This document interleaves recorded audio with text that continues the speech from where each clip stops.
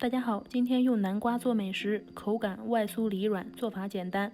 首先把南瓜蒸熟，捣成南瓜泥，准备300克小麦面粉，再准备南瓜泥160克，酵母3克，搅拌成絮状，再加入1勺猪油，使其更柔软，揉成光滑面团。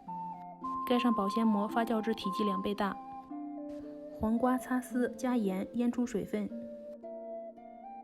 之后再用力拧出黄瓜内的水分，粉丝提前泡发，切末备用。黑木耳也切成末，先加食用油搅拌均匀，再放上晾凉的鸡蛋花。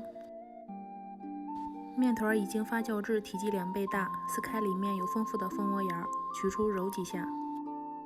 之后把面团擀开，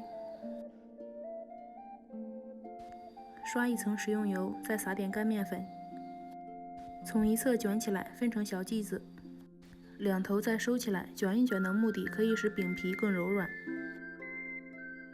现在开始调馅，加入食用盐、白胡椒粉、蚝油、五香粉，搅拌均匀就行了。今天这个不需要有折子，把收口收严实就可以了。再轻轻地摁扁，电饼铛倒入食用油，选择馅饼模式，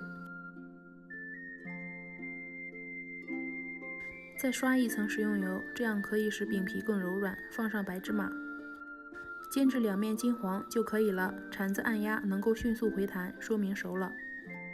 南瓜发面馅饼这样做好看又好吃，而且营养搭配丰富，发面的又好消化。喜欢的话就赶紧试试吧。谢谢您的观看。